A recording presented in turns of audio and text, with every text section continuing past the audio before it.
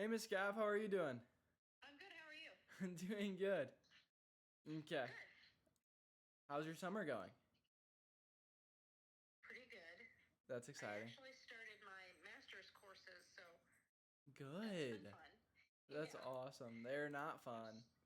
I know. I know. I immediately was like, I think I regret this. It's okay. I'll They're be not too bad. happy in the end. Yeah, it's all good. Okay, so I've got like 6 questions I'm gonna shoot you, and they're not very hard, and Okay, you'll good. do great. Okay, so the first one is, what is something that you find the most challenging working with autistic students? Hmm. I thought you said they weren't hard questions. Yeah, that's probably the hardest one. It's the first one. So, like, Um, what are some things that you've tried and that's kind of been hard, and you've had to adapt from it? I think that sometimes it's difficult to try to understand what's at the root of certain behaviors Yeah, and then how you can kind of curb the behaviors without really disrupting their character and yeah, who they are. You still want them to be unique little people and yeah, individuals and not take away something that is enjoyable to them.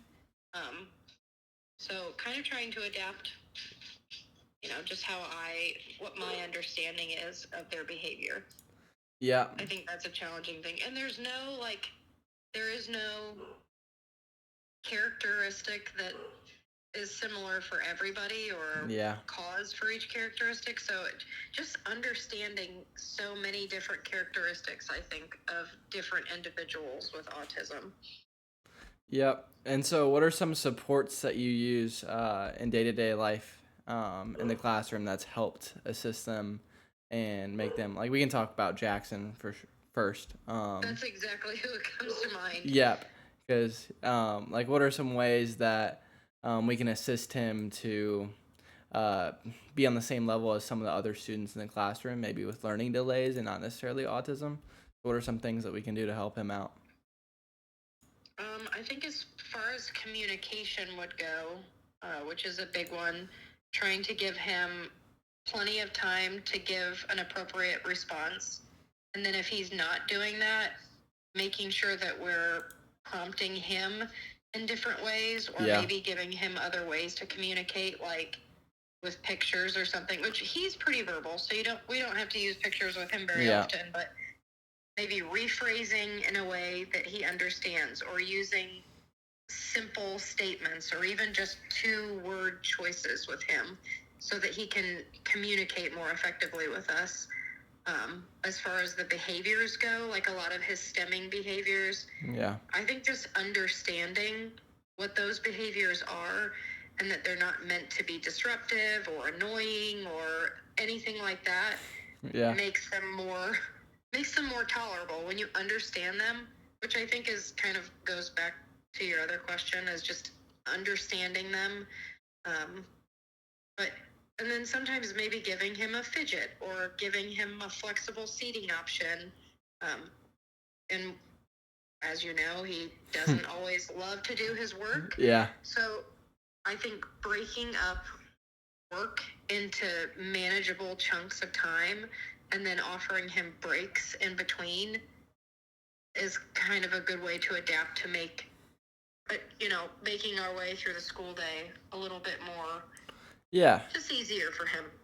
yep, and Cuts down on some of the rough transitions. yeah, and to kick off that, I know that you were just talking about how Jackson doesn't like doing his work sometimes. And Mm-hmm. so whenever you have like Jackson or Ryder, a couple of kids that we have in Miss Cap's class, um, what are some ways that we've kind of used to motivate students to keep on going and push through? And what are some ways that we've like kind of changed these strategies when they haven't worked? Um, you know, I we know we use the I, token system. we use the token system, yes, and you'll probably hear people talk about like intrinsic motivation. I feel Yeah, like I've heard you even use these words: yeah, intrinsic motivation, extrinsic motivation. And like the token system is it's essentially just bribery, Yeah. which would be extrinsic motivation. Like Yeah. you earn something. Uh-huh. But if we can get them to take as much ownership as we can, which can Yeah. be a little bit harder when they're little, and especially if they have some sort of developmental delay like autism, they may have a harder time grasping like the feeling of pride and taking ownership and hard work. So sometimes I think that we have to use a little bit of reverse psychology and a little bit of, Yeah.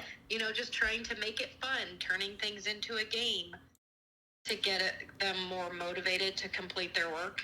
Distraction sometimes. I Yeah. think that No, you've distracting is done a a great great way. job about that, like turning it into kind of a game or distracting them so it doesn't feel like they're doing work. Yeah. And it makes the transition from, into a non-preferred activity a little bit smoother. So, and sometimes what works today won't work tomorrow, and you Yeah. just have to be ready to make a million different choices at the drop of a hat. But Yeah. at the same time, I mean, you just have to be patient too through all of Yeah. it, as you know. Yep. From firsthand experience. Yep. Sometimes it can get a little crazy in there, and Oh yeah. especially when we're having to de-escalate something. But Yes. it's kind of been cool.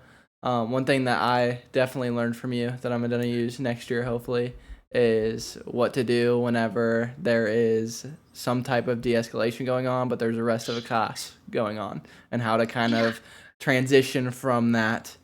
And it's okay to acknowledge it with some of the kids, but it's also good to. I thought one thing that you did really well last year was whenever there were behaviors or something going on, to making sure that the other students weren't necessarily judging her, or just knowing that this is something that she deals with, or this student deals with, and understanding coming from a place of love and understanding that everybody's different. And some people will react to things different than others, and saying that that's okay. Yes. But yeah, so that was kind of all I had for the interview today. Oh, okay. Well, Yeah, that's it was simple. nice. It was short and sweet. But thank you so much. Yeah, you're welcome. Yep. Anytime.